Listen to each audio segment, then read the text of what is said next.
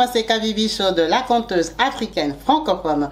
Je partage des histoires de vie réelles et vécues sur ma chaîne YouTube. Si c'est la première fois que tu tombes par hasard sur une de mes vidéos, n'hésite pas à rejoindre la team Kabibi Show en t'abonnant et surtout en cliquant sur la cloche de notification pour être au courant des vidéos que je partage.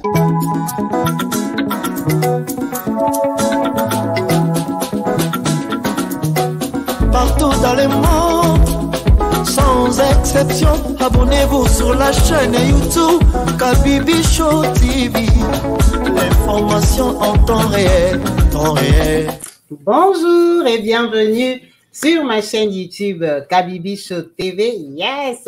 Bonne année 2024 à vous tous, la team Kabibi Show branchée, connectée, présent sur ma chaîne. Merci à vous tous pour le soutien, pour votre présence sur la chaîne. En tout cas, on a été plusieurs à animer cette chaîne ensemble avec vos différents commentaires, vos avis partagés. En tout cas, beaucoup de bénédictions à chacun individuellement. Vraiment prospérité dans tout, santé en abondance, c'est ça le plus essentiel.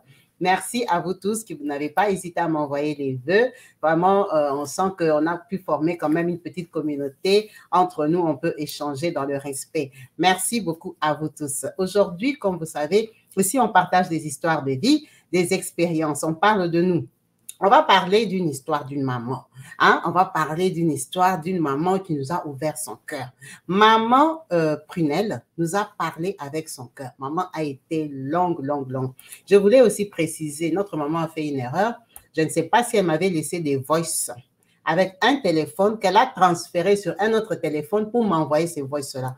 S'il vous plaît, ne le faites pas. Quand vous m'envoyez un voice, envoyez-moi directement parce que je sais que quand on parle de soi, on parle avec beaucoup d'émotion, hein? On parle en réfléchissant. Donc, on parle doucement. Donc, quand vous me laissez des voix de 2-3 heures, que moi, je dois écouter à votre rythme, en fait, vous faites Kabibi Show en 4 heures du temps, que moi, je dois suivre, hein, et que je ne peux même pas mettre sur rapide, c'est compliqué. Cette histoire, je l'ai, ça va faire 2 semaines, mais je n'arrivais pas à la finir parce que c'était trop long, et en plus, je ne pouvais pas mettre sur rapide, sur la fonction rapide, parce que la personne parle d'elle. C'est normal que quand on parle de ça, on parle avec émotion. Donc, tu vas dire, hé, Kabibi, je t'ai dit que quand ma mère m'a appelé. Vous voyez, quand vous parlez comme ça, donc moi, je dois rester, entendre tout ça. Je suis d'accord, mais je mets sur rapide pour que ça dise, Kabibi, tu sais, quand ma mère est venue, maintenant ma mère m'a dit ceci. Parce que ça me permet de raccourcir le temps d'écoute. L'histoire, elle est déjà 3 heures. Écoutez, vraiment 3 heures du temps. D'abord, j'oublie le début. Même si j'écris, je vais écrire 50 feuilles.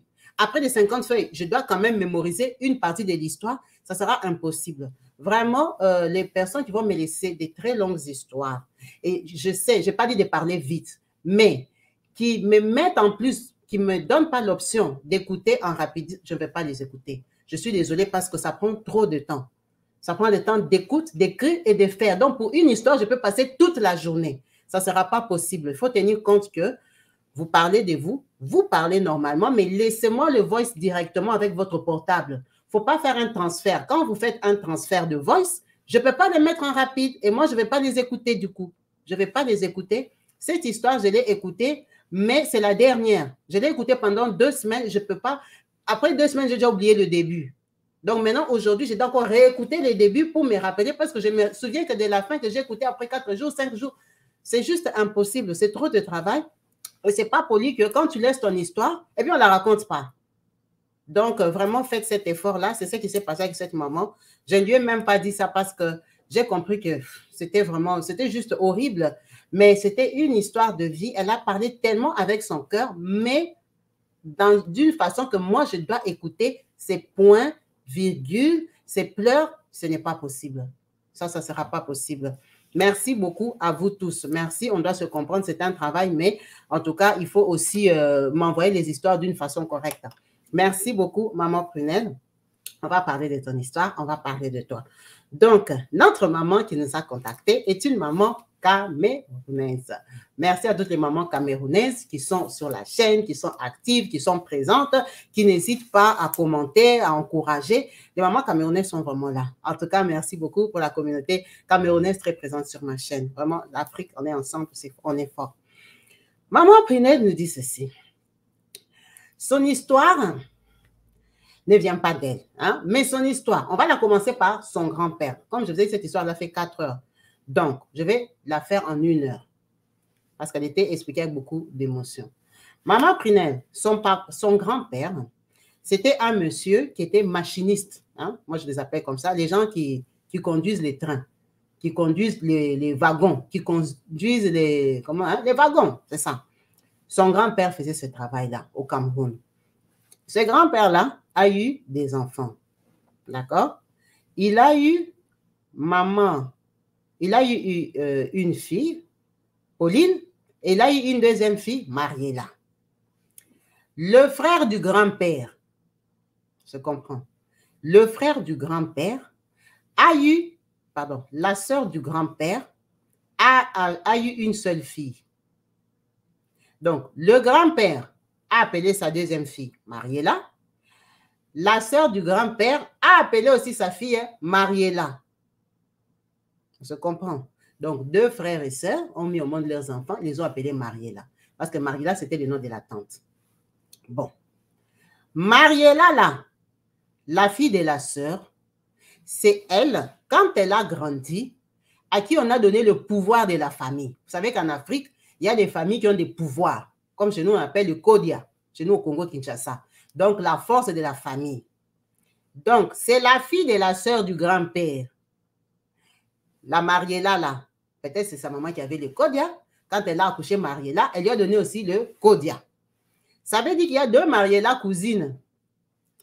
Mariela, la fille de la grand-mère qui a le Kodia, a accouché un seul enfant qu'elle a appelé Tina. La Mariela, là, comme elle avait le pouvoir de la famille, évidemment, elle était très riche. Donc, le pouvoir de la famille, comme chez nous au Congo, je crois que généralement en Afrique, quand c'est toi qui as le pouvoir de la famille, tu dois être très riche pour aider toute la famille. Il ne peut pas avoir un autre riche parce que c'est toi qui as le pouvoir de la famille. Donc, la Mariela, là, elle a accouché qu'un seul enfant, Tina, qu'elle a fait grandir. Elle partait en Europe. Hein? Tina, c'est quelqu'un qui était beaucoup en Europe. Maintenant, la deuxième Mariela, elle, la deuxième Mariela, qui est la fille du grand-père, elle, quand elle a grandi, on l'a engrossée. Quand elle allait à l'école, on l'a engrossée. Elle a accouché d'un garçon qui s'appelle Jean à la maison. Les parents ont dit, c'est pas grave, force, hein, continue les études. Quand elle continue les études, après, elle termine, elle part tomber sur un travail, elle commence à aller en ville. C'est une très, très, très, très belle femme. Bon, vous m'écrivez toujours, Kabibi, toi, tu crois que les belles femmes sont claires. Les belles femmes claires, c'est en Afrique. À l'époque, aujourd'hui, peut-être c'est différent. Quand une femme était brune, claire de peau, les hommes africains, ça les tapait beaucoup à l'œil. Pas tous, mais ça tapait beaucoup à l'œil. On les considérait comme des très belles femmes. Donc, la maman de Mariela, ici, la Mariela dont on parle, c'était une femme vraiment qui tapait à l'œil. Donc, la beauté, là, qu'on va dire à l'ancienne, des belles femmes claires. Très claire, imposante, qui a fait des études. Déjà qu'elle était fille-mère, elle devait honorer ses parents, elle était instruite. Mariela part tomber sur un avocat, un monsieur qui travaille, un jeune avocat. Elle tombe sur cet avocat-là, elle met au monde un enfant qui s'appelle Nadine. Le monsieur avocat ne l'a pas épousé, ils sont en couple. Ça veut dire que son premier enfant qu'elle a mis au monde, son fils, est chez ses parents. Elle tombe amoureuse d'un monsieur, un avocat, ils font l'enfant, elle habite avec lui sans être mariée, elle accouche Nadine. Quand elle accouche Nadine, ça veut dire que Tina, qui est en Europe, Tina qui est en Europe, qui est l'enfant de la première Mariela, cette Tina-là n'a pas d'enfant. Tina, là, quitte l'Europe, vient en Afrique. Elle apprend que Mariela a accouché d'une fille, Nadine. Elle vient, bonjour Mariela, je suis venue te visiter et tout ça. Moi, j'habite à Paris et tout ça. Sa maman Mariela a beaucoup d'argent. Donc, vous comprenez les générations, les deux Mariela. Première Mariela, Atina, qui est en Europe. Deuxième Mariela, accouche Nadine. Maintenant, les enfants là, Tina, la fille de Mariela, elle quitte l'Europe. Elle vient voir deuxième Mariela pour lui dire que j'ai appris que tu as accouché Nadine. Je peux prendre Nadine pour aller avec elle chez moi à l'hôtel ou là où elle habitait là-bas, passer le week-end avec.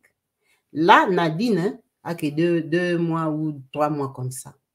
C'est normal, ta cousine qui vient d'Europe est toute fraîche, elle parle beaucoup de français. Qu'est-ce que tu vas faire? Tu acceptes. Elle prend son bébé Nadine, elle donne à Tina.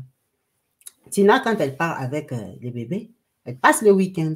Ça veut dire qu'elle et monsieur avocat, ils profitent du week-end, ils font la fête, ils sortent en amoureux. Quand le week-end termine, elle, Mariela, elle part maintenant chercher son enfant Nadine. Quand elle arrive là-bas, Tina commence à pleurer. Tina appelle sa maman Mariela, qui habite en Afrique, qui est le codia de la famille. Vous comprenez qu'elles sont sœurs, mais n'ont pas les mêmes âges. Hein? Parce que les deux Mariela, elles sont au même titre de cousinage, mais n'ont pas les mêmes âges. Mariela, la maman de Tina, est beaucoup plus âgée. L'autre Mariela est petite. Donc, elle, Tina, elle appelle Mariela qui a le codia, qui est sa maman, qui habite au Cameroun, pour lui dire que Mariela ici, la petite, qui a accouché son bébé Nadine, est venue m'arracher Nadine. C'est quoi le problème? Tina dit qu'elle ne va pas laisser Nadine. Nadine est devenue son bébé. Ah, Tina. Toi, tu as quitté Paris, tu es venue me porter mon bébé. Oh, elle n'accouche pas. Depuis qu'elle était à Paris, là-bas, elle a marché tous les gynécologues parisiens, on la connaît même. On l'identifie. À l'époque, il n'y avait pas beaucoup de noirs. Elle doit garder Nadine. Mais Mariela dit, mais non. Moi, Nadine, je l'ai eu avec un avocat. Moi, je suis en train de flatter mon mariage. Comment je vais faire l'enfant à quelqu'un? Je prends, je donne à Tina. La maman, la Mariela, qui a les codia, vient dire à la Mariela, ici la petite, que tu dois donner l'enfant à Tina. Mariela refuse. On appelle les gens de la famille. Tout ça, c'est le même jour. Avocat ne sait pas. Il attend que sa femme est partie chercher le bébé. Elle est en train de bavarder avec sa cousine qui vient d'Europe. Alors que là-bas, il y a réunion des familles. Les familles s'asseyent. Tina, qui vient de Paris, dit que si Mariela prend Nadine, elle sort de cette parcelle, elle met fin à ses jours. Carrément. Les gens se sont assis, ont parlé. Ils ont fait réfléchir Mariela, la petite, pour dire que Mariela, la grande, c'est la chef de famille qui a les codia. Si sa fille est stérile en France, c'est Mariela ici qui a les codia, qui a de toute la famille. Nous, la famille, on a décidé que tu dois donner ton enfant Nadine à sa fille Tina parce que Tina n'accouche pas. Donc, la loi est tombée, la coutume a parlé, les oncles, tout le monde a parlé. On a dit qu'elle donne Nadine à Tina. Mariela, la petite, est rentrée chez elle. Elle a dit à monsieur l'avocat que non, Tina garde encore l'enfant. Alors qu'elle s'est convenue avec sa famille qu'elle a donné l'enfant. Quand elle arrive là-bas, monsieur l'avocat pense que Tina est toujours au Cameroun. Alors que Mariela, la petite, avait déjà conçu un autre enfant. C'était les premières, enfin, pas première grossesse parce qu'elle avait déjà un enfant, mais elle est retombée enceinte. L'avocat voit 1 mois. Bébé Nadine ne vient plus. Alors que bébé Nadine, on a déjà maintenant en France. 2 mois. Où est passé mon bébé? Maman, même si ta cousine a pris le bébé, qu'elle est amoureuse de notre bébé. 2 mois, on ne voit pas le bébé. Va me chercher mon bébé. Elle lui dit que, mes chéris, je suis enceinte. Mais si tu es enceinte, qu'est-ce que la grossesse a à voir avec le bébé qui est parti? Ramène-moi mon bébé. Mariela, la petite, ne sait plus quoi dire. Elle vient asseoir son mari pour lui expliquer que, en fait, Tina est déjà partie avec Nadine en Europe. Oh, tu as pris mon enfant aîné, tu as vendu dans ta famille. Ça ne sera pas possible. L'avocat se fâche. L'avocat demande à voir la famille de Mariela, la petite. On lui dit, on ne te connaît pas, tu ne l'as jamais épousée. Tu veux nous faire asseoir en tant qui commence déjà par l'épouser. Il dit, ah bon? C'est ça les conditions. Donc, vous pensez que comme je ne l'ai pas épousé, vous pouvez prendre mon enfant, vous l'amener en Europe comme vous voulez. Je ne veux plus l'épouser. Si vous ne me rendez pas l'enfant, il n'y a pas de mariage. Tout ce temps-là, la grossesse est en train de pousser. L'avocat est très fâché. Il prend l'avion, il part à Paris. À l'époque, là, il n'y a pas beaucoup de Noirs en Europe. Il sait que quand il va à Paris, il va patrouiller la fille là, il va la trouver, le Camerounais. Ils se connaissent entre eux. Il y a les maquis et tout ça, on connaît tout le monde. C'est comme ça que le papa avocat quitte la maman Mariella, la petite enceinte. Il la quitte, le mariage est terminé, tu es une femme indigne, tu as pour mon enfant, tu as donné cadeau à ta famille. Quand il part à Paris, il tourne tout Paris. Il commence même à chercher les papiers. Il a fait 1 an de tourner à Paris pour trouver Tina. Pourquoi il n'a pas trouvé Tina? Parce que quand il est arrivé, Tina n'avait pas de nom de Tina. Tina était en couple ou mariée avec un autre Camerounais. Quand elle est venue avec bébé Nadine, elle a changé de nom à Nadine. Elle lui a donné le nom de son mari camerounais, avec qui elle vivait. Et par malheur, le mari là est mort. Donc, aussitôt elle est arrivée avec Nadine en Europe, le mari décède. La Tina là reste avec Nadine, elle fuit parce que sa famille au Cameroun lui dit que le papa de Nadine est en train de te patrouiller en France. Elle se cache bien en France. Le gars, il vient d'Afrique, il ne la trouve pas. Il reste 1 an, 2 ans, il fait les papiers et tout ça. Il prend goût à l'Europe. Il change de boulot, il fait des formations. Il s'assoit en Europe qu'il va trouver Nadine. Il change de vie. Il trouve une femme, il commence une autre vie. Ça veut dire qu'il a laissé Mariella, la petite enceinte. Mariella, la petite, le mari est terminé. Donc, elle a un enfant qui grandit chez ses parents. Elle a un enfant que Tina lui a volé, lui a arraché. Et puis, elle est enceinte. Quand elle accouche, elle vient accoucher de notre maman Prunelle, qui nous a appelés ici en 1982. Maman Prunelle a 42 ans aujourd'hui et en 2024, 42 ans. Donc, on accouche Prunelle. C'est pour ça qu'on l'a appelée Prunelle, parce que le papa l'avait abandonnée. La maman dit, tu es la prunelle de mes yeux, tu es ma prunelle. On l'a appelée Prunelle. La maman accouche, la maman continue à se débrouiller, elle rentre chez les parents, il y a les 2 enfants, commence à se battre, mais comme elle est très belle, là, pam! Prunelle a encore 1 an, elle tombe sur un Congolais de Brazzaville. Le Congolais, là, il est en mission au Cameroun. Tout ça, là, je vous raconte, c'est à Yaoundé. Il est en mission à Yaoundé, formation. C'est un haut fonctionnaire de l'État brazzavillois qui est venu en formation. Il voit, la fille ici qui est comme l'éclat comme ça, hein, qui est comme le tonnerre. La fille ici qui est brune comme ça, c'est qui? Belle femme. Le papa là ne résiste pas, il aborde la maman Mariella, la petite. Elle explique qu'elle a un bébé qui s'appelle Prunelle. Parce que comme elle avait accouché son fils il y a longtemps, dans sa tête, elle ne le compte pas trop, c'est l'enfant de ses parents. Elle considère qu'elle a que son bébé Prunelle.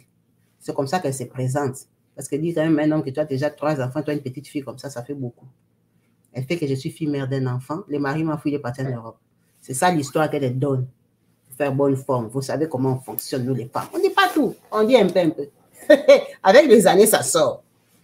Donc, le papa de Brazza, là, il est très content. Il dit, hey, une belle femme comme ça qui a un enfant. C'est quand même le problème. Moi, je t'aime. Tu vois comme moi, je suis fonctionnaire. Là, je suis venu aussi au Cameroun.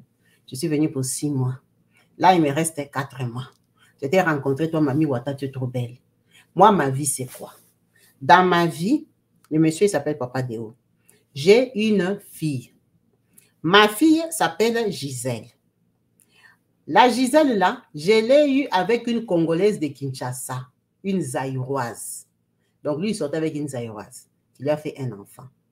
La Zaïroise est venue caler à Brazzaville. Elle voulait être sa femme. Maintenant, comme Gisèle, c'était son premier enfant, sa famille a adopté Gisèle, a aimé Gisèle. Mais n'ont pas aimé la Zaïroise par rapport à ses comportements, la quinoise. Donc, lui, il estimait qu'il n'avait pas de femme. Vu que sa femme Zaïroise ne s'entend pas avec sa famille, ils ne s'aiment pas mutuellement, lui, il considérait qu'il est l'enfant.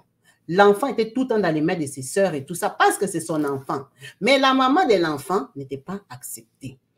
Donc, lui, il cherchait une femme pour venir élever son enfant qui était dans sa famille à lui. La Zaïroise, elle habitait à Brazza. L'enfant, on t'a déjà arraché. Elle est dans la belle famille. Le mari est parti en mission au Cameroun. Toi aussi, Zaïroise, tu ne peux pas rentrer chez vous. Tu n'as même plus de mari, tu n'as plus de mari, tu n'as plus d'enfant, mais tu es seulement calé là-bas. Donc, c'était la situation de la fille Zaïroise là. C'est comme ça qu'elle lui part convaincre, hein, la maman Mariela ici qui est camerounaise, que moi, je n'ai pas de problème. On peut se fréquenter. Quand je termine la mission, je te ramène, hein, au Congo-Brazzaville, on va faire notre vie. Tu es trop belle, hein, je t'aime. C'est comme ça qu'ils se fréquentent pendant les 4 mois qui restent. Elle convainc son papa. Pourquoi? Parce que toute la famille est au courant de sa relation avec l'avocat qui est en train de pourchasser Tina là-bas. Donc maintenant, venir dire que tu vas trouver encore une nouveauté, elle se convient qu'avec son père pour dire qu'elle veut aller à Brazza. Son papa l'a béni que par ma fille, va te chercher. L'avocat, là, le temps qu'il attrape Tina là-bas, il commence à chercher Nadine. Ce n'est pas aujourd'hui qu'il va revenir. Vas-y, tu as le bébé. Elle prend ses clics et ses claques, elle arrête le boulot, pas Brazzaville. Quand elle arrive à Brazzaville, son mari, là, l'installe, non, il a la maison. Il présente à sa famille, hein, ma nouvelle femme camerounaise, hein, et tout ça. Mariela, la petite. On va vivre avec elle et son bébé, Prinel. C'est quand elle est déjà à Brazza. On lui a déjà donné Gisèle, parce qu'elle est la nouvelle maman. On a dit, tu as une femme maintenant camerounaise. Bon, on la préfère à la zaïroise. On lui fait confiance, on lui donne, hein, Gisèle. Elle prend Gisèle, elle a Prinel. Elle n'a pas eu d'autres enfants. Le ventre est bloqué, vous allez comprendre pourquoi. Quand elle arrive là-bas, qui ça? La zaïroise s'épuise, la zaïroise trouve une autre vie. Hein? Elle a laissé tranquille. Elle commence à élever Gisèle. Le monsieur fonctionnaire là de Brazza, c'est un occultiste. C'est un monsieur qui touche, qui touche, qui touche, qui touche.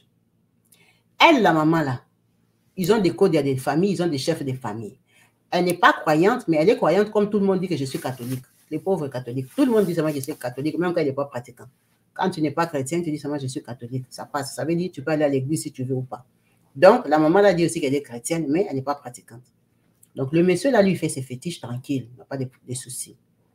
La maman, Mariela la petite, découvre que Gisèle la zaïroise est une sorcière. Bon, c'est peut-être parce que c'est une belle-mère qui dit que Gisèle c'est une sorcière. C'est rare qu'en Afrique, une belle-mère trouve que les enfants de la rivale soient des anges. Souvent, ce sont des sorciers. Ça, on laisse entre guillemets. Mais elle est sûre aussi que son mari fait des fétiches à Brazzaville pour avoir les postes aux fonctionnaires. Ils vivent dans ces rythmes-là. Elle n'a aucune protection. Chez eux, ils ont code, il y a des familles. Elle a respecté, elle a donné son enfant Nadine. Quand elle arrive à Brazza, elle voit qu'elle n'accouche pas. C'est quand elle dit à son mari que, en fait, moi, comme je suis ici, là, j'ai un petit garçon aussi que j'avais accouché sur le banc de l'école. Ah bon? Oui. Mais lui, ce n'est pas important. Lui, il grandit chez mes parents. Je dois envoyer l'argent chez les parents au Cameroun pour mon enfant. Oh, il n'y a pas de souci. Avec le temps, c'est quand il vient lui dire que, en fait, moi, j'avais encore un enfant que j'avais accouché avant ma fille ici, Prinel. L'enfant là, si je ne le compte pas, c'est parce qu'on me l'a arraché dans la famille. C'est après les années que le Congolais de Brazza comprend qu'elle a 3 enfants. Maintenant, pourquoi elle était obligée de lui dire qu'elle avait 3 enfants? Parce qu'elle n'accouchait pas et que lui, il commençait à la traiter avec sa famille comme une femme qui n'accouche pas, alors qu'elle avait déjà 3 enfants.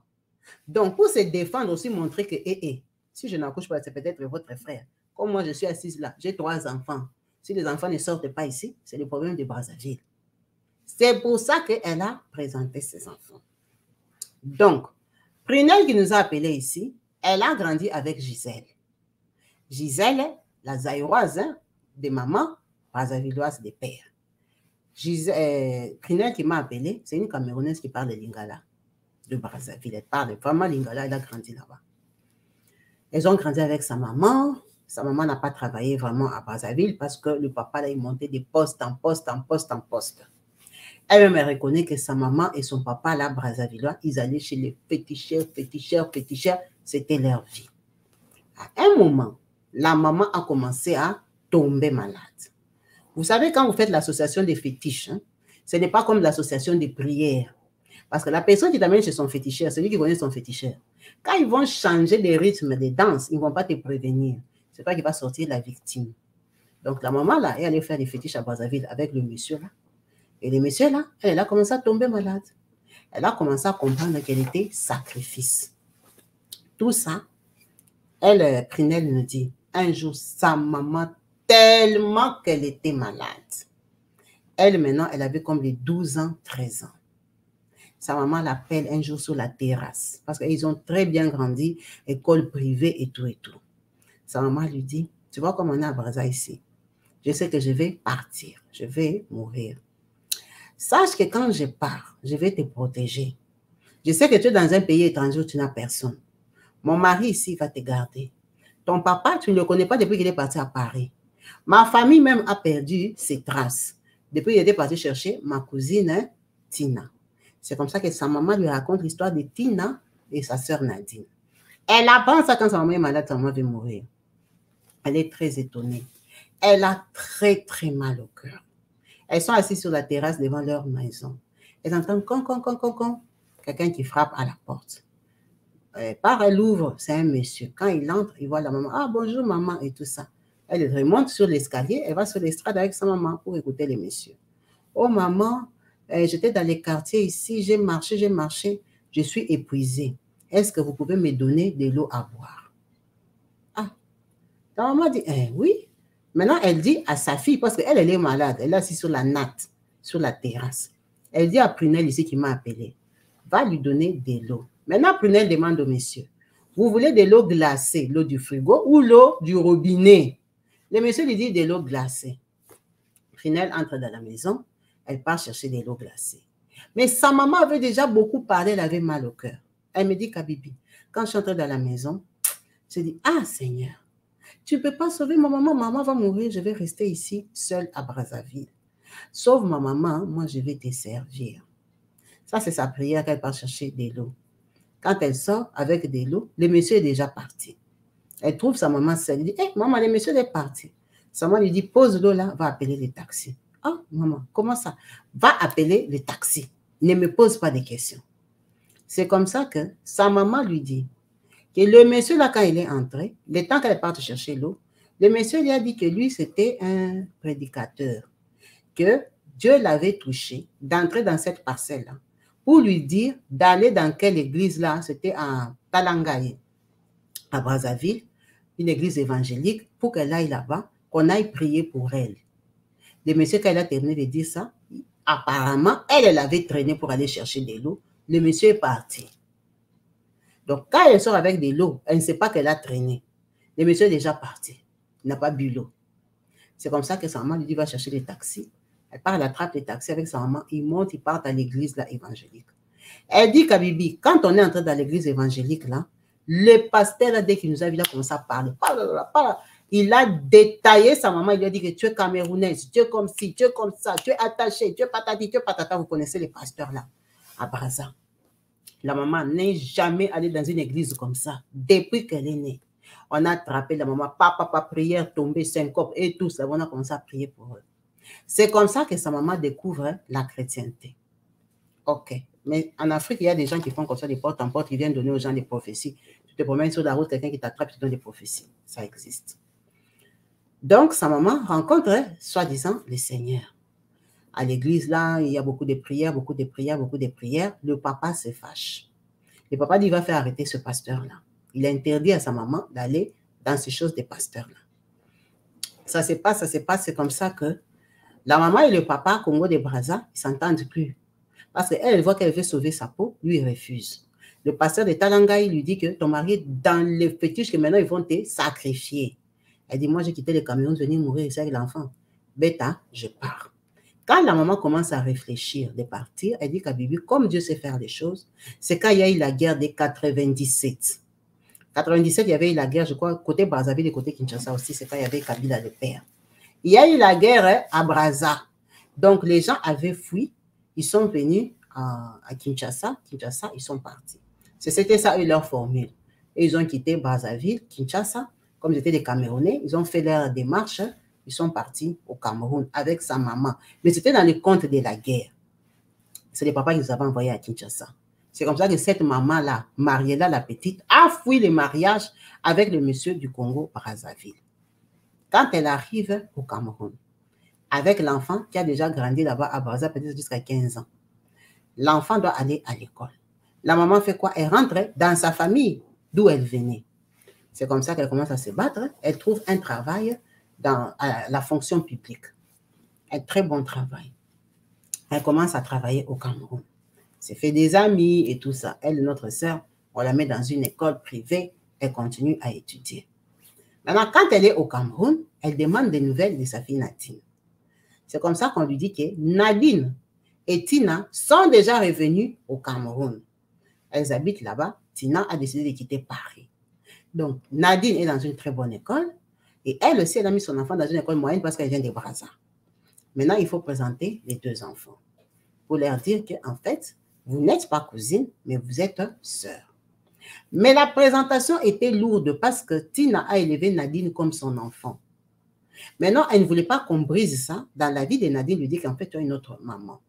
La maman s'est encore soumise à la loi de la famille. Elle n'a pas dit. Comment elle a su que Nadine, c'était sa sœur? Parce que cette maman-là, vu qu'elle avait amené Nadine en Europe et que le papa qu'il avait reconnu était mort, elle a décidé de montrer à Nadine les photos du vrai papa, en lui faisant croire que c'est l'ancien papa, papa génétique. Parce que Nadine, quand le papa est mort, elle était bébé. Donc, elle prend les photos de son papa biologique qui était papa avocat, elle lui montre que c'est ça ton papa, parce que c'est son papa en vrai. Mais maintenant, elle, notre sœur ici, Prinel, quand elle grandissait à Brazza, sa maman lui a toujours dit que toi, tu es camerounaise. Ici, ce n'est pas chez vous. Parce que la belle famille rappelait tout le temps qu'elle est venue avec son enfant camerounaise, elle n'accouche pas au Congo. Donc, elle, Prinel, elle a toujours dit qu'elle est camerounaise 100%. Elle avait les photos de son papa. Donc, quand elle part rencontrer sa cousine Nadine, qui vient de Paris, qui parle le gros français, qui est trop classe, qui est trop belle, parce que ce sont des sœurs. Elles ressemblent à leur maman, elles sont belles. Elle dit, ma soeur là, elle se maquille, elle est vraiment, tu vois, elle est trop belle, ma soeur. Déjà, nous tous, nous sommes clairs comme maman. Maintenant, elle vient de Paris. Donc, pour elle, elle pense que Nadine, c'est sa cousine. Alors que Nadine, c'est sa grande sœur propre. Quand elle part chez Nadine, elle se rend compte que les photos que Nadine a mis dans sa chambre, qui sont les photos de son papa, c'est les mêmes photos qu'elle aussi, elle a comme papa. C'est ça que maintenant, elle ne comprend pas. Dire, maman et sa sœur sont sorties avec le même mari et tout ça. Elle a dit ça a été très difficile pour qu'elles comprennent toutes les deux qu'elles sont sœurs. Elles ont le même papa. Nadine a eu du mal à réaliser que sa maman qu'il a élevée à Paris n'était pas sa mère. Donc, Nadine a rejeté sa vraie mère. Elle est restée avec Tina qui l'a élevée. Donc, Nadine n'aime pas leur maman. Elle n'aime pas leurs histoires. En tout cas, quand ils étaient petits, ça ne passait pas. Mais la famille les a fait asseoir, ont expliqué aux enfants, vous êtes des jeunes filles. Normalement, vous êtes sœurs, même père, même mère. Mais la réalité a fait ceci, cela. Donc, Nadine a grandi chez Tina au Cameroun. Elle grandissait chez sa maman. La vie était belle, chacun faisait sa vie. Elle dit, elle, son papa, à un moment, il a fait sa vie à Paris. Il est rentré au Cameroun. Il voulait chercher maintenant ses enfants. On lui a dit que sa femme là qui avait fui à Brazza est déjà là. Elle dit, elle, son papa est venu la chercher à l'école. Elle sortait de l'école comme ça, elle voit un monsieur qui vient, qui l'accoste, bonjour et tout ça. En fait, il était venu, il savait où elle étudiait, il a garé avec son cousin, il a cherché, il a dit, quand je vais la voir, je saurai que c'est mon enfant. Il est parti, il l'a reconnu parce qu'elle, il ne l'a jamais vu, elle était dans les ventres. C'est comme ça qu'elle fait connaissance avec son papa. Donc, son papa utilise la même formule pour aller chercher Nadine. Nadine aussi, on la rencontre à l'école. Ça veut dire qu'elles ont retrouvé leur papa, mais elles sont déjà des grandes filles, elles ont 16 ans, 17 ans. Qu'est-ce qu'elles vont en faire? Elles créent une relation. Le papa, c'est un tonton de Paris. Il fait quoi? Il rentre à Paris. Il a d'autres enfants à Paris. Quand même, il a pris connaissance avec ses enfants, ses filles. Leur vie continue. Elle et Nadine ne sont pas trop proches parce qu'elles sont très différentes. Elle vient de Brazza, Nadine vient de Paris. Mais en plus, elle est la petite, Nadine est la grande qui est la snob. Elle est l'enfant de Tina. Tina qui est l'enfant de la maman, qui a le code de la famille. Donc, la grand-mère de Nadine, officiellement, est très riche. La grand-mère l'a mariée, là, la grande. Quand elle donne l'argent à Tina, son enfant, c'est beaucoup plus que tout le monde dans la famille. Donc, Tina a beaucoup d'argent. Donc, Nadine, c'est l'enfant gâté. C'est l'enfant d'une riche de la famille. Elle snobe sa petite soeur, malgré qu'elle sait qu'elles sont même papa, même maman, mais elle la snobe toujours. Elle fait genre.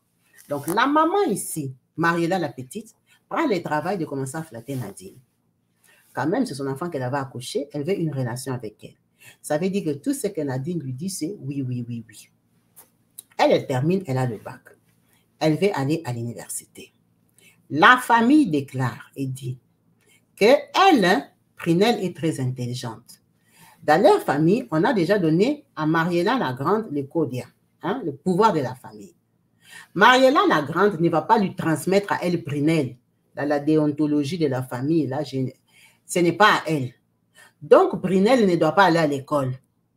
Brunel ne doit pas faire des efforts pour réussir à avoir des gros diplômes, devenir quelqu'un de grand. Parce qu'elle était très intelligente naturellement, Brunel qui m'a appelé. Donc, la famille va dire officiellement à sa maman, l'intelligence de ta fille doit s'arrêter au bac. Parce que si elle ne peut pas faire de grandes études, c'est pour qu'elle devienne quelqu'un de grand. Dans notre lignée, ce n'est pas elle qui aura les codia. Ça ne sert à rien. Qu'elle cherche les maris, on l'épouse, elle est belle. Elle va s'asseoir au mariage. Les études, nous, on n'en veut pas. La maman, comment elle va expliquer ça à sa fille Brunel?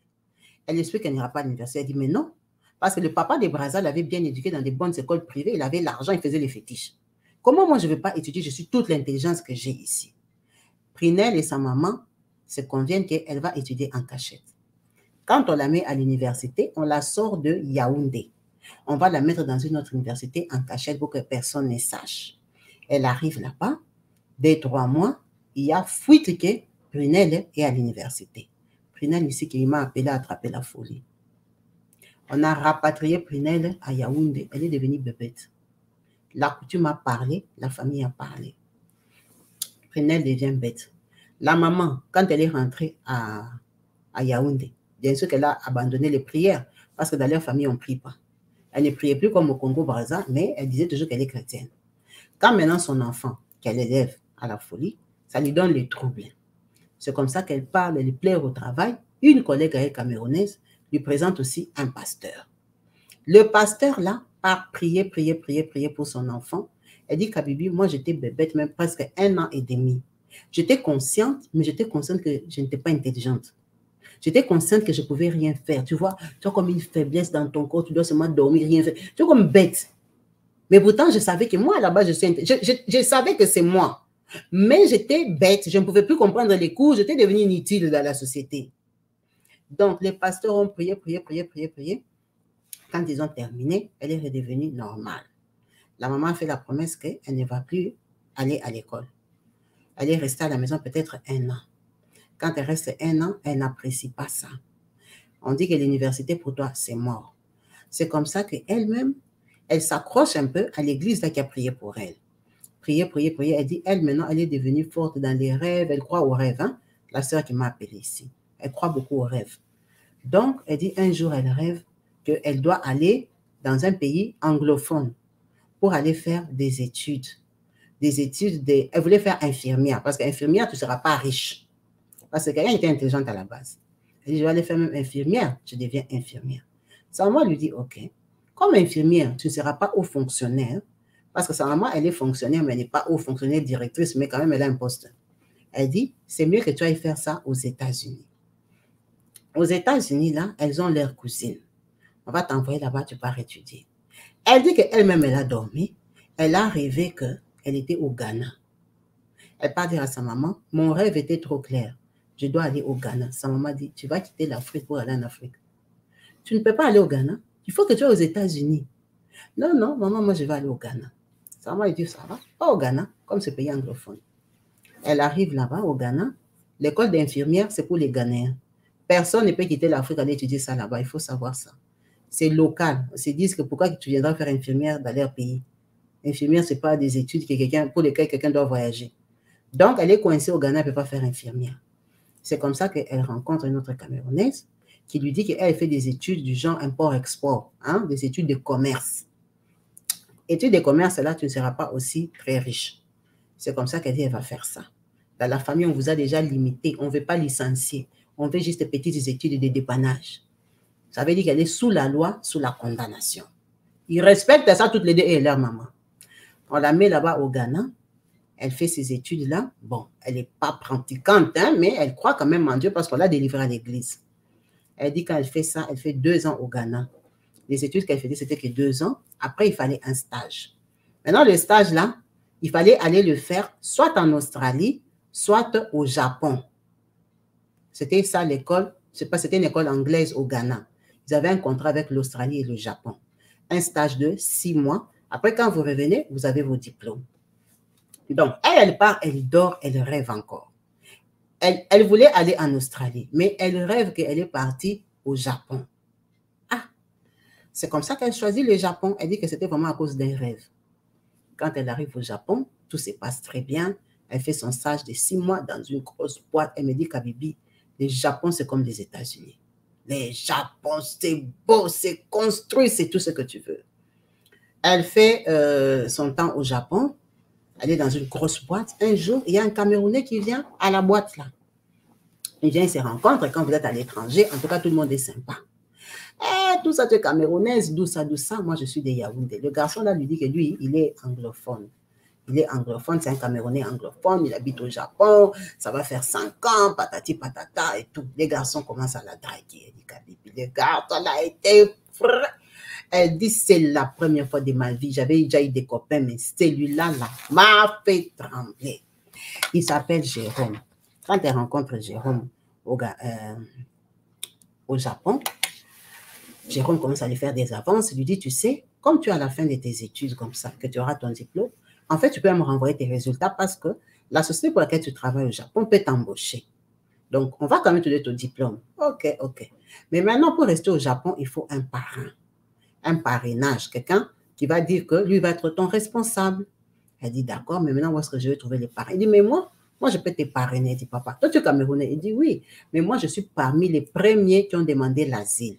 Parce qu'avant, quitter le Cameroun, aller jusqu'au Japon, c'était visa free. Il n'y avait pas besoin de visa. Et ce sont les premiers qui sont rentrés au Japon. Quand ils sont arrivés là-bas, maintenant, pour rester, il fallait être parrainé par une Japonaise ou quoi que ce soit. Lui, ce qu'il avait fait, c'était quoi? Il a aimé une Japonaise sans l'aimer. Il lui a fait un enfant. Ils se sont mariés ou quoi que ce soit là. Ah oui, ils se sont mariés pour qu'il ait les papiers pour rester au Japon. On lui a donné 1 an. En fait, au Japon, il faut 7 ans pour avoir la résidence permanente, comme la carte de 10 ans. C'est possible. Il y a des gens qui habitent vraiment au Japon. Maintenant, quand elle l'a rencontré, il était à 5 ans. Elle lui dit, mais toi-même, tu es encore en procédure. Il dit, oui, donne-moi 2 ans. Quand j'aurai ma carte de 10 ans, je serai ton mari officiellement. Mais avec mon titre de 5 ans, je peux déjà te parrainer en tant que Camerounais que si tu es malade, c'est moi qui paye ton logement et patati et patata. Elle dit, elle avait trop aimé le Japon. Elle parlait déjà anglais, elle était au Ghana et tout ça. Elle a dit, pourquoi pas? Et puis le garçon, il dit, waouh. Et puis, il n'y a pas de noirs ici. Il n'y a pas de raison. Elle a accepté. Elle habitait déjà à ses propres frais. Elle a commencé à sortir avec lui. C'est comme ça que le monsieur là lui dit que il sort avec sa femme là, Elsa, la japonaise. Hein, ils ont 2 fils. Comment ils ont eu les 2 fils là? Elsa a eu un enfant quand elle l'a rencontré. Le premier fils de son mari avait 5 ans. Le deuxième avait 4 ans. Elsa ne savait pas calculer les périodes. Donc, quand elle a accouché, elle aimait les garçons. Donc, je suis amoureuse, je suis amoureuse. Maintenant, quand elle accouche l'enfant sort métis, ça la dégoûte. De savoir que, donc les noirs, là, c'est moi, mon enfant, comme ça, les porter, les métis, comme ça, il n'a pas ma couleur. Elsa n'a pas supporté. Quand elle n'a pas supporté, là, ça veut dire qu'elle s'est refusé d'enlever de changer son enfant. Quand son enfant fait des gros besoins, ça la dégoûte à enlever. Lui, il doit pas quitter le travail. À la pause de midi, quand les gens mangent, il court vite, il rentre chez lui pour aller changer l'enfant la couche du matin. Il retourne au travail. Il travaille. Le soir, il viendra changer la couche. Elle était dégoûtée par l'enfant qu'elle avait accouché parce que l'enfant noir, elle aime l'homme noir, mais que les bébés là soient métis comme ça, que ce soit son bébé partout. Elle ne voulait pas. Donc, Elsa n'arrivait pas. Et or, Elsa, dès qu'elle a accouché 2 mois après, elle était enceinte. Elle ne savait pas. Les temps comme ça, pas, Elsa s'est retrouvée avec 2 bébés. Elsa ne prépare pas, ne lave pas les enfants la dégoûtent et tout ça, compliqué. Donc, même lui qui voulait faire que les enfants pour les papiers, quand il s'est rendu compte que la maman est très irresponsable, il a dit, mais en fait, c'est ma responsabilité, ce sont mes enfants. Donc, il a aimé ses enfants, il a commencé à se battre pour ses enfants. Il faisait tout pour ses enfants. Maintenant, imaginez au Japon, là-bas, il n'y a pas de noirs. Quand il tombe sur une noire instruite qui travaille dans une bonne... Il dit non, la fille ici, je ne peux pas la laisser partir. Elle va rester au Japon. Il s'accroche sur elle, il lui témoigne de l'amour. Elsa apprend directement que son gars Jérôme est en train de sortir avec une Camerounaise qui s'appelle Prinel. Elsa se fâche, elle quitte la maison. Quand elle quitte la maison, elle aussi, le visa est terminé et tout ça, elle renvoie pour ça pour avoir son diplôme. Les garçons la prennent, la met dans la maison. Elle n'a pas perdu une Japonaise. Maman, si on te tape le kung fu là-bas. Donc, elle part habiter dans la maison de Jérôme. Elle commence à élever les 2 garçons de Elsa. Elsa part très fâchée, elle abandonne. La maman ici, elle a élevé les enfants de Elsa 7 ans. Le garçon, là, il a eu les papiers finalement, elle a eu ses papiers, elle a commencé à travailler au Japon. Donc, les enfants de Elsa sont devenus ses enfants. À chaque fois qu'elle est tombée enceinte, fausse couche. À chaque fois qu'elle tombe enceinte, les grossesses de 3 semaines, hein, ce n'est pas les grossesses de curetage.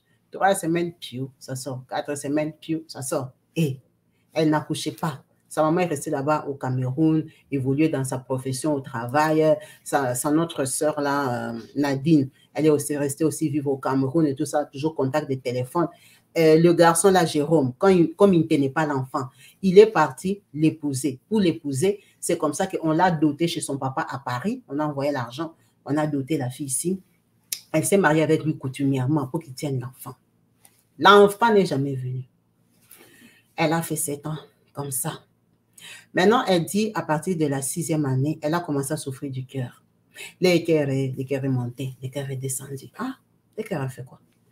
C'est comme ça que les médecins japonais lui disent qu'elle souffre du cœur et tout et tout. Elle dit ça à sa maman et tout. Elle commence à avoir beaucoup d'attaques, beaucoup de cauchemars. Mais elle est consciente que là, elle a grandi à Brazza, ses parents faisaient des fétiches. Elle-même, elle était devenue folle. On a prié pour elle. Donc, elle sait dans sa tête, elle sait qu'elle doit prier. Mais physiquement, elle n'a pas le temps. Elle dit, je n'avais pas le temps, je devais travailler, je devais m'occuper des 2 enfants, le mari et tout ça. Maman, Hong Kong, il y a les distances et tout ça. Je n'avais pas le temps. Je me dis, je vais prier. Mais je ne prie pas, demain, quoi. Oh, je vais prier. C'est passé comme ça. Elle a commencé à faire des cauchemars, des cauchemars, des cauchemars. Elle a une bonne amie à elle qu'on va appeler Maggie. Sa copine Maggie, là, elle est de Brazzaville. Vous voyez bien que cette fille, elle a quitté Brazza à 16 ans. Donc, à 16 ans, tu as des amis. Elle a gardé contact avec elle. Et ma copine de Brazza, moi, je suis au Cameroun, ils sont toujours correspondus et tout ça. Quand elles ont grandi, il y a eu les portables et tout ça, les WhatsApp. Copine de copine, ma copine. Sa copine, là, Maggie, elle sort avec un homme politique. Cet homme politique-là, il a l'argent. Vous connaissez le bon tonton de Brazza. Il aime Maggie à la folie. Mais dit Kabibi, quand on a grandi, Maggie, c'était le genre de filles, hein. Chez eux ou elle-même, je ne sais pas. Tu vois les gens, quand ils se réveillent, bonjour maman, Thalis, vous voyez les mamans qu'on appelle les mamans ganga, les mamans voyantes, les mamans fétichères là. Il y a des gens qui les aiment beaucoup.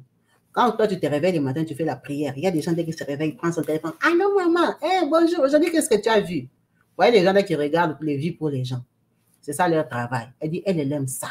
Ma copine aime les fétiches. On a dit, on a regardé, on est monté, on est descendu.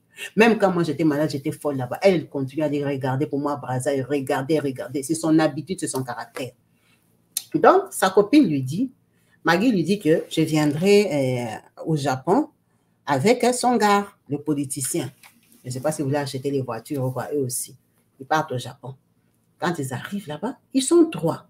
Elle dit, maman, moi j'ai fait 7 ans au Japon.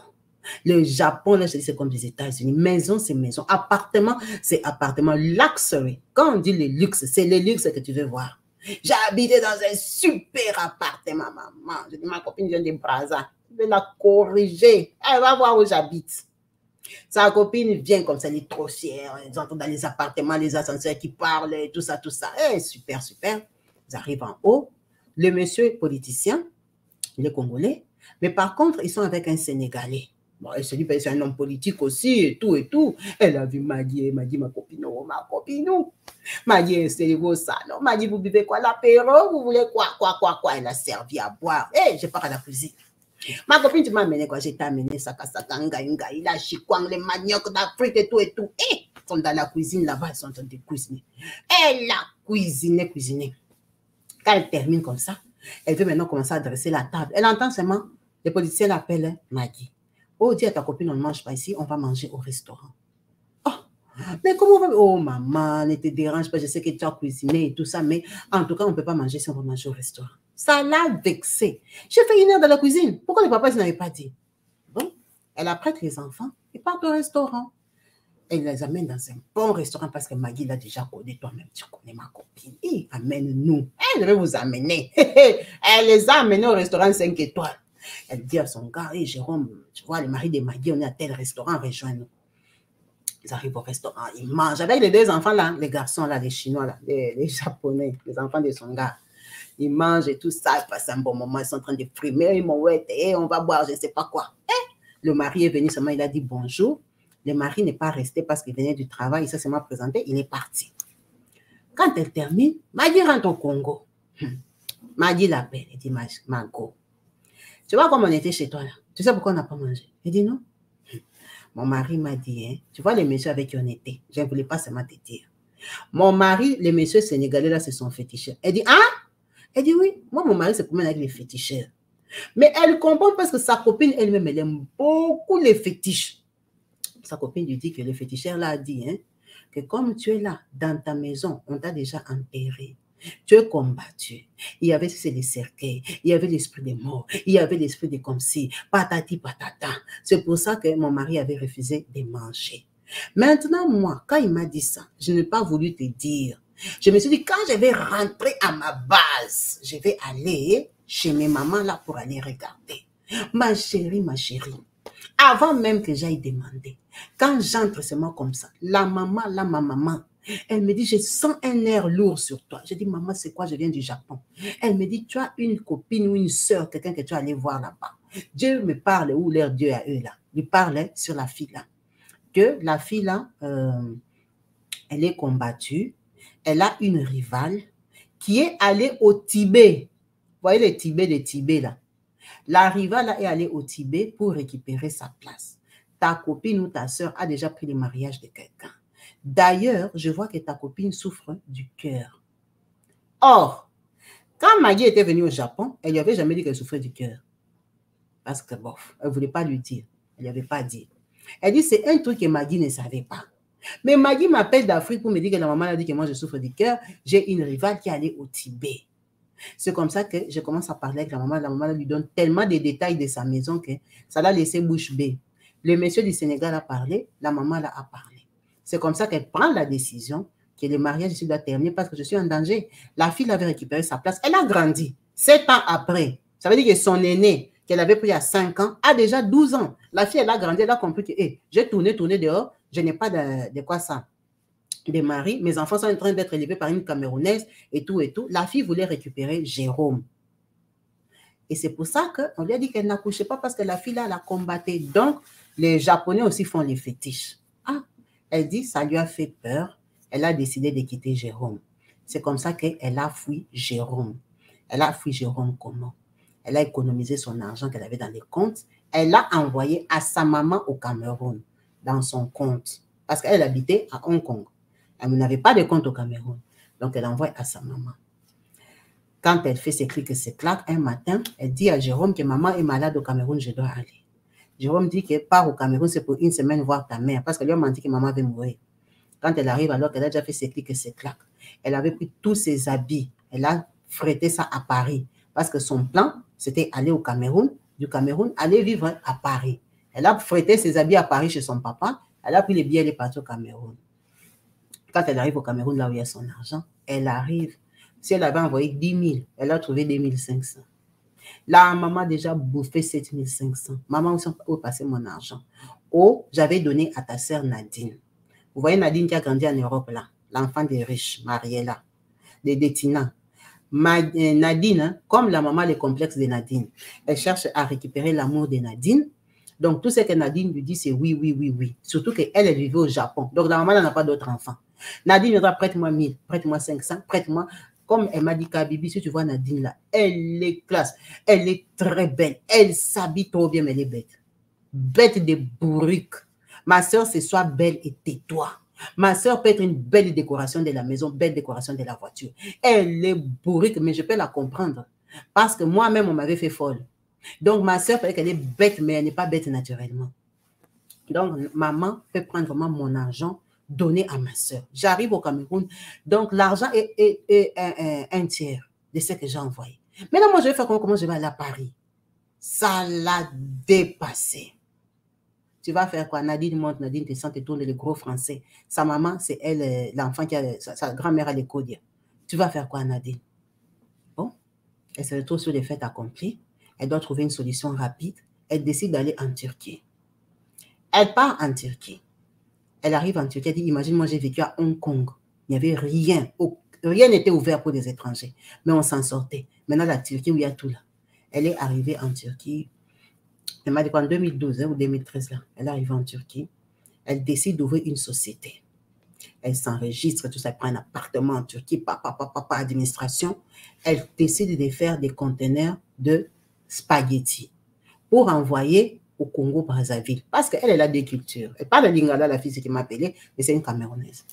Donc, d'après son étude du marché, parce qu'elle a quand même fait des études au Ghana, donc elle décide qu'elle va vendre au Congo-Brazza. Et en plus, elle a sa copine qui est à Brazzaville. Tu vas lui ouvrir les portes, sa copine part chez la maman fétichère là. Donc, peut-être c'est une des motivations. Elle commence à faire son business Congo-Brazza, patati patata, ça donne. Quand ça donne, elle décide d'ouvrir aussi au Cameroun. Donc, maman qui m'a appelé ici a beaucoup d'argent. Ce n'est pas une pauvre. Elle a 2 sociétés, elle fait des conteneurs. Elle a ouvert aussi au Cameroun. Elle change, ce n'est pas toujours des spaghettis. Elle est allée de business en business, de business en business. Elle fait la Turquie comme ça pendant 2 ans. Pendant 2 ans, là, elle rencontre du monde et tout ça. Elle vient tomber sur un gars, un ami, qui lui dit qu'il a une connaissance aux États-Unis. C'est un Camerounais qui est avocat. L'avocat là a beaucoup d'argent aux États-Unis, mais il n'a pas de femme. Ah! Comment ça n'a pas de femme? Il dit non, lui, il faut une femme comme toi. Tu vois, comme toi, tu as l'argent là. Parce qu'elle a l'argent. Elle m'a dit, Kabi, moi, j'ai l'argent. Elle a l'argent. Donc, quand elle a fait ses business là, Turquie, le pays qu'elle a aimé, c'était le Canada. Donc, elle est résidente au Canada, Montréal. Donc, elle faisait Turquie, Cameroun, Congo-Brazza, Montréal. Elle a une maison à Montréal, elle a une maison en Turquie. Après, elle a ses maisons au Cameroun, mais elle n'a pas de maison à Brazzaville parce qu'elle se sent plus camerounaise. Donc, on lui fait rencontrer monsieur l'avocat qui est aux États-Unis. Elle, là, si vous calculez son âge aujourd'hui, elle a 42 ans. Mais le monsieur des États-Unis, là, aujourd'hui, elle m'a dit là 54 ans ou un truc comme ça. Donc, vous voyez qu'il y a un grand écart d'âge. Le monsieur est arrivé aux États-Unis, il s'est installé, il est devenu avocat, il a gagné l'argent, il n'a pas d'enfant. Elle est réticente, mais avec le temps, ils échangent, patati patata, ça se passe bien. Ils décident de sortir ensemble. Ils commencent à sortir avec le monsieur. Elle me dit, Kabibi, ça fait 5 ans ou 6 ans qu'elle sort avec le monsieur avocat. Elle dit, la couleur même de la grossesse, je n'ai jamais vu. On m'avait dit que c'était la fille, là, Elsa, qui allait me marabouter au Tibet. Mais maman, j'ai déjà laissé Jérôme. Elsa s'est remise avec Jérôme, ça n'a pas marché. Jérôme a quitté Elsa, il s'est mis avec une Kenyenne, une fille du Kenya, pour élever les mêmes enfants de Elsa là. Moi, je suis rentrée. J'ai commencé à vivre avec le monsieur là, il est avocat. Je vis au Canada.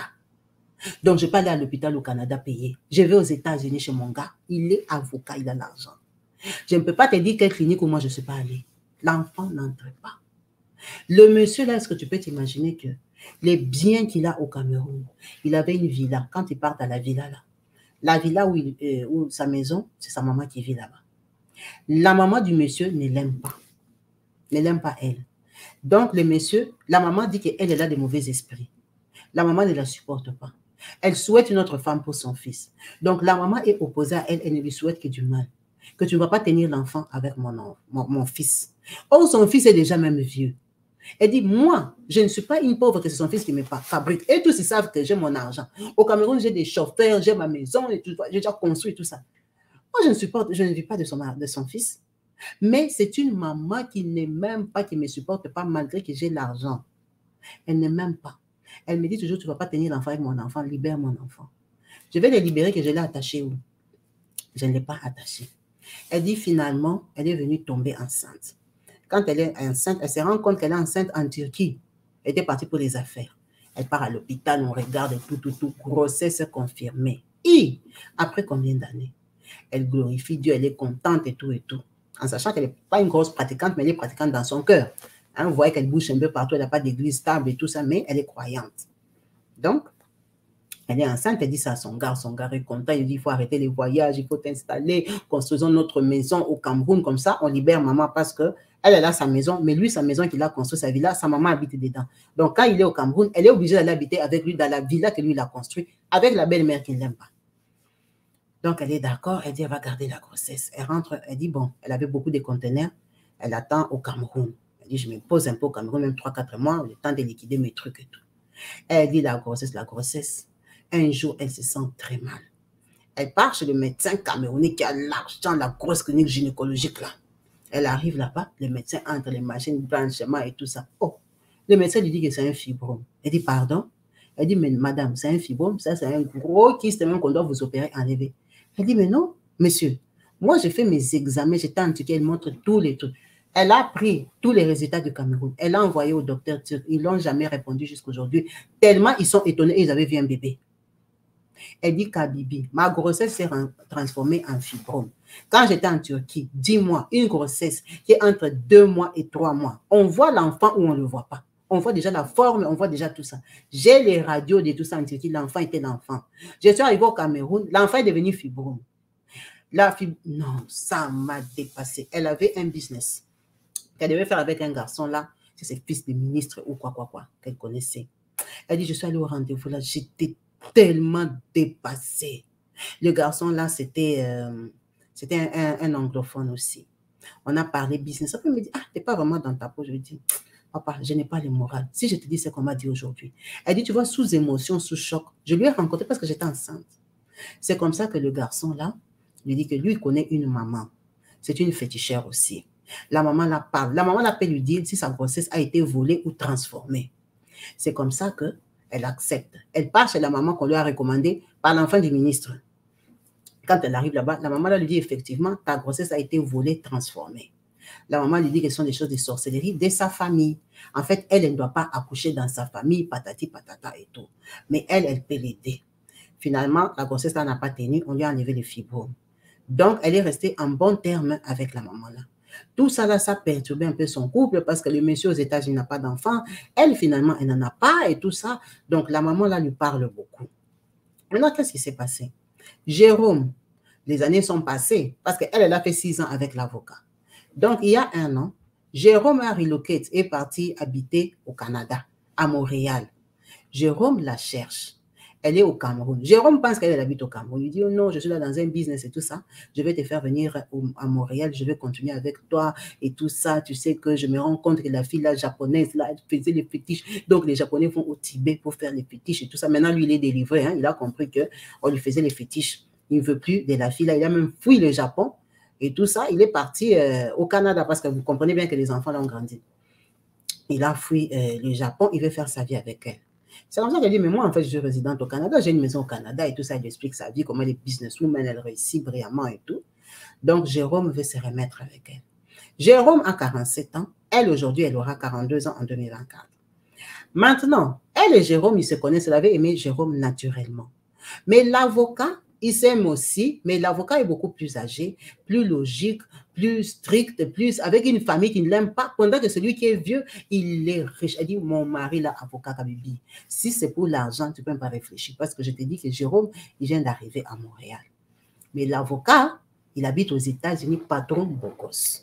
Maintenant, elle est perturbée, parce que même la maman, là, qui lui parle, la maman fétichère, là, qu'on lui a présentée par le garçon, là, lui dit qu'elle a le choix. Elle ne peut pas lui dire qu'il prend. Tous les deux ont des bons cœurs. Donc, même les féticheurs lui disent que les 2 hommes, c'est ouvert. Tous les 2 ont des bons cœurs. Mais maintenant, elle dit Jérôme, elle n'a pas encore eu à affronter sa famille ou quoi que ce soit. Mais avec Jérôme, ils n'ont pas eu d'enfant parce que la fille, la japonaise, faisait les fétiches. Finalement, elle a dit que c'est dans sa famille qu'on l'a déjà condamné. L'avocat, sa maman ne l'aime pas. Maintenant, elle ne connaît pas l'état d'esprit de sa maman si elle est aussi sorcière ou quoi que ce soit. En sachant qu'elle-même, elle a grandi chez un papa congolais de Brazzaville qui pratiquait les fétiches et apparemment, sa fille Gisèle de Kinshasa là, était une grosse sorcière. Donc, elle est entourée de beaucoup de sorciers. Sa tante là, Mariella la Grande, c'est elle qui a le code de la famille, elle est vivante jusqu'à aujourd'hui. Dans leur famille, il y a la condamnation que personne ne peut finir diplôme universitaire, à part aussi longtemps que ce n'est pas les descendants du Kodia. Elle dit, il y a tellement de sorcellerie autour de moi que je ne sais pas qui m'a condamné. Jérôme, il a des enfants. Il ne va pas m'en demander parce qu'il a déjà 2 enfants japonais. J'ai habité avec lui 7 ans sans enfants, il n'y avait pas de souci.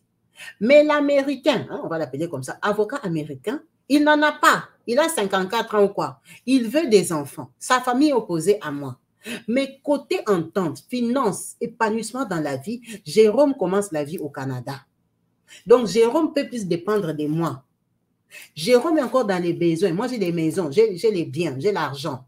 Par rapport à Jérôme aujourd'hui, il ne m'arrive même pas à la cheville. Je suis madame. Moi, je suis une madame boss. Donc, elle est perturbée aujourd'hui avec tout son parcours de vie que je vous ai raconté, sa souffrance personnelle d'être une femme qui désire la maternité, qui ne trouve pas, sa souffrance personnelle de savoir qu'elle est hyper combattue partout dans tout son passage, son parcours. Il y a que les sorciers, les fétiches, les condamnations et tout ça. Ça la dépasse, mais elle doit continuer à vivre. Elle doit continuer à vivre, à foncer. Foncer, elle réussit parce qu'elle est courageuse. C'est une fille qui a quand même l'intelligence naturelle parce qu'elle était toujours première de sa classe. Et c'est quand même une fille, le travail qu'elle fait d'import-export, c'est ça qu'elle avait étudié au Ghana à la base. C'est pour ça qu'elle s'en sort parce qu'elle connaît faire les études du marché et tout ça. Elle a beaucoup d'argent. Donc, mais en tant qu'être humain, très belle femme qu'elle est, elle a le droit à la vie et à vivre avec quelqu'un qu'elle aime. Maintenant, que Jérôme revienne dans sa vie, ou qu'elle continue avec l'avocat, qu'elle continue à se battre, c'est là que maintenant elle est perdue. Parce que même la maman avec qui elle est en contact jusqu'aujourd'hui lui dit que tous les deux sont bien. C'est à elle perso de choisir. C'est pour ça que notre maman, Brunel, nous a appelés pour qu'on l'aide à choisir après tous les détails que je vous ai racontés ici. Qu'on l'aide à choisir avec qui elle peut vivre. Qu'on l'aide à choisir avec qui il y a de l'avenir. Avec qui elle peut se battre. Avec qui elle peut continuer. Parce qu'on a quand même 40 ans. 40 ans, ce n'est pas comme si tu as 25 ans, que tu as le choix. Et en sachant que quand tu es très riche aussi, comme elle, les gens viennent pour ton argent. Même si tu es moche, si tu es riche, tu auras un mari. C'est pour ça qu'il faut chercher l'argent. Même si tu n'es pas bien, l'argent attire les hommes. Donc, elle est très consciente de ça.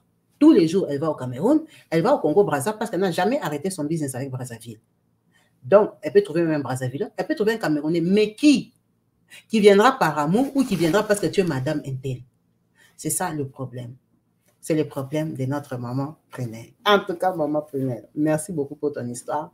Tu peux bien voir comment je l'ai raccourci, comment j'ai pris les points essentiels, même si tu m'as donné beaucoup de détails et tout ça. Mais on est allé vraiment à l'essentiel. Ouais. Je sais que tu as parlé avec ton cœur. J'ai essayé de retranscrire ce que tu as dit. Et ton problème final, c'est quoi? Ton problème est qu'à ce jour, tu es encore en relation avec les deux, tu en profites parce que tu peux te cacher dans ton business, tu pars en Turquie, tu pars là-bas pour les échapper parce que tu ne sais pas avec qui continuer et que l'année nouvelle commence, tu as envie de te positionner, que peut-être un jour espérer avoir un enfant, te battre jusqu'au bout.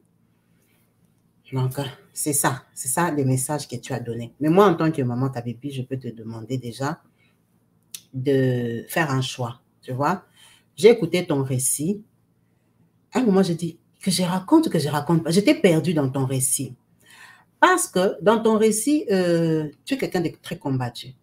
Dans ton récit, tu as eu la folie. Tu es devenu normal parce qu'on a prié pour toi. Mais dans ton récit, tu n'es pas chrétien.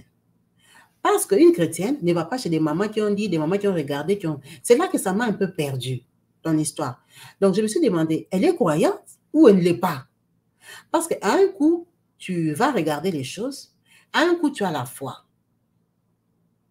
Parce que dans ton récit, quand tu m'expliques, il y a beaucoup de choses que je n'ai pas dites ici, que les féticheurs t'ont dit comme ça, tu as dit, ah, tu t'en fous. Tu t'en fous, à ce moment-là, quand tu t'en fous, tu me dis que parce que tu es croyante. Mais en même temps, toi, tu es croyante, tu peux écouter ce que la maman l'a dit, le papa l'a dit, et tout ça. C'est là que ton histoire m'a un peu compliquée. Je me suis dit, bon, elle est de quel côté? Moi, ce que je vais te demander déjà en tant que jeune sœur, que choisis un camp. Tu ne peux pas suivre Dieu et suivre les on a dit. Je sais que tu as grandi dans cet environnement-là. Ta maman même, elle-même aussi, elle va à l'église et puis elle va chez on a dit. Le papa de Brazza, lui, il était occultiste officiellement. Ta tante là qui a les codes ou quoi là, c'est une sorcière officielle. Vous tous, vous êtes soumis à la loi de la famille. Parce qu'on a dit. Parce que si Dieu a dit, tu peux faire l'université terminée. Donc, tu t'es soumise à ça. On a dit dans la famille, tu as respecté. C'est pas grave, tu t'en sors dans la vie. OK. Mais maintenant, toi, tu as quel choix? Parce que quand j'ai écouté ton histoire jusqu'à la fin de ton histoire, la personne qui t'a dit que tes deux maris sont bien, c'est un féticheur, ma chérie. Ce n'est pas que tu as prié. Ce n'est pas une révélation. C'est un féticheur qui t'a dit que les deux maris sont bien. Ça veut dire que tu crois à ce qu'on t'a dit par un féticheur.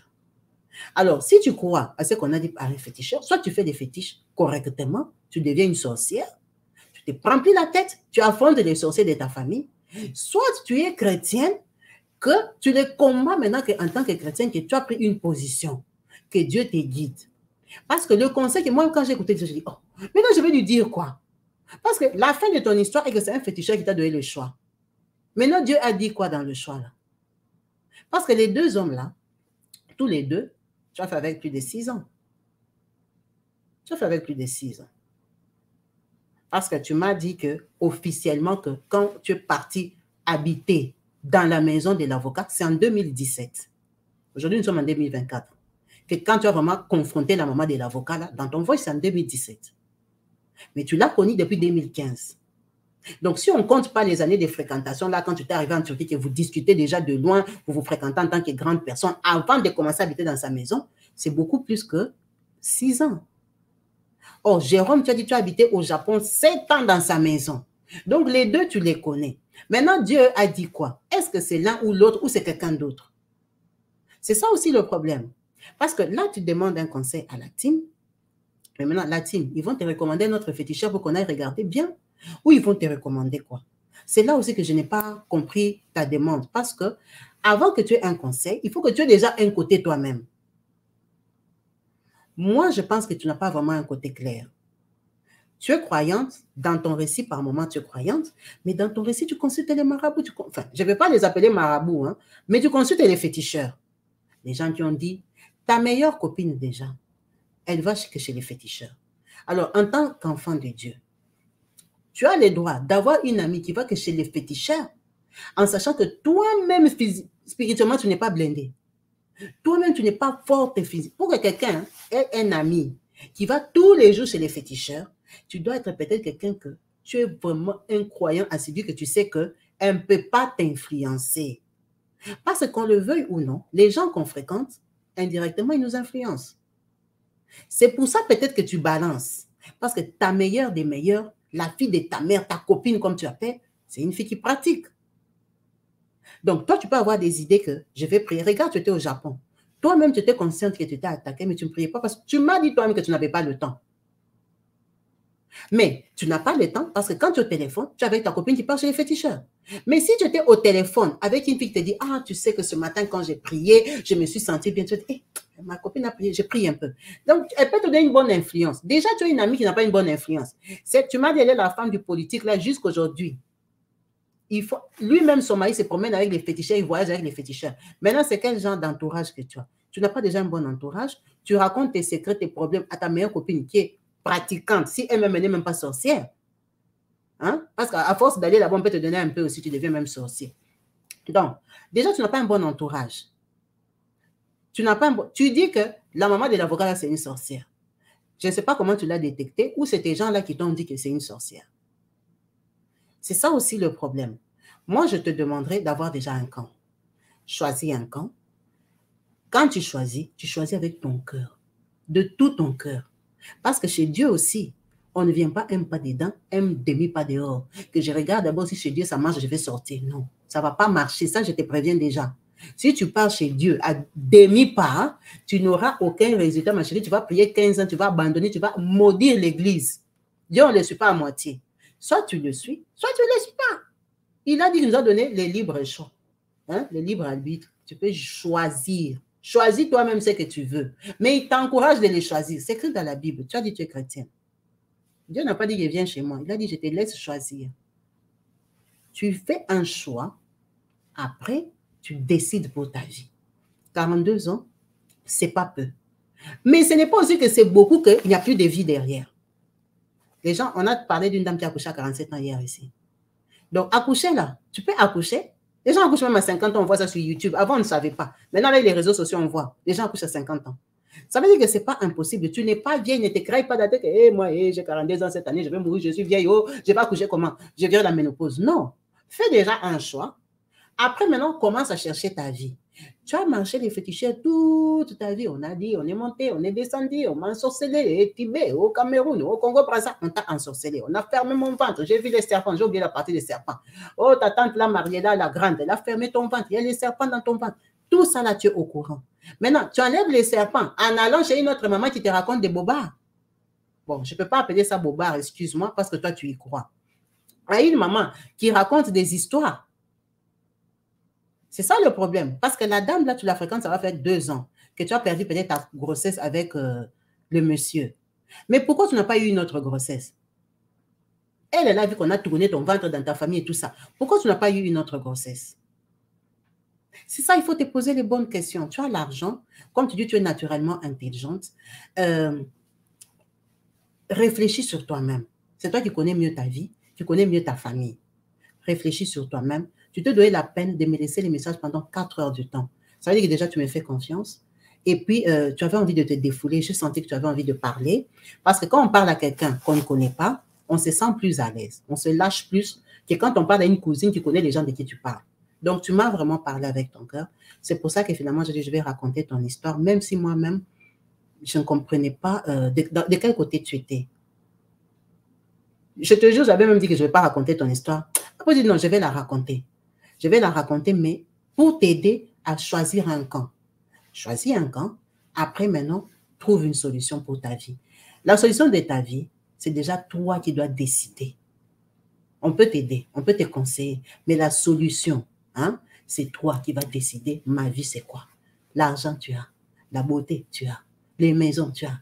Les passeports, les visas, tu as. Paris, tu viens comme tu veux. Tu vas sur les Champs-Élysées, tu vas sur Rue Montaigne, tu achètes ce que tu veux. Tu as un homme avocat aux États-Unis, tu as les maisons au Canada, tu as une maison, tu m'as dit ta maison de Turquie, là, tu la fermes les 4 mois, les bailleurs t'aiment beaucoup parce que tu ne déranges pas.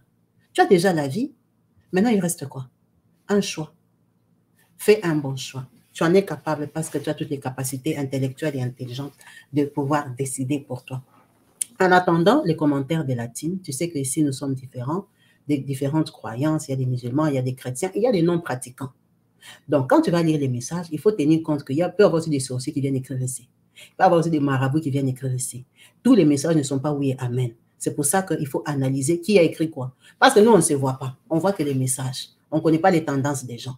Donc, il faut avoir une intelligence pour comprendre le message derrière ce que les gens te proposent. Je sais que tu en es capable, tu as ces capacités-là. En vous remerciant tous, la team Kabibi Show, pour l'effort que vous allez faire d'écrire à notre sœur, de lui parler avec votre cœur. Quand quelqu'un vient confier son histoire comme ça, qui est des familles, qui est intime, c'est que c'est quelqu'un qui est de la chaîne, c'est quelqu'un qui est de la team, qui a déjà lu les commentaires sur les autres histoires, qui s'est dit, j'ai franchi le pas. Je veux aussi raconter mon histoire. Donc, même si le commentaire a déjà été écrit, n'hésitez pas à vous répéter. Écrivez-lui, parlez-lui. Même s'il y a 40, 50, 60 commentaires qui disent la même chose, ça peut faire réfléchir quelqu'un. Parce qu'il n'y a pas de mineurs ici, il y a des gens qui connaissent la vie, qui ont affronté la vie, qui ont affronté la sorcellerie, qui ont eu des condamnations de famille, qui ont eu des problèmes, qui s'en sont en sortis. C'est votre sœur, camerounaise, congolaise. Donc, n'hésitez pas à lui écrire, à lui parler avec amour, pudeur, décence et respect. Merci beaucoup à vous tous. Restez branchés et connectés sur ma chaîne YouTube Kabibi Show TV. En vous remerciant tous, je vous dis à la prochaine. Peace and love chez vous.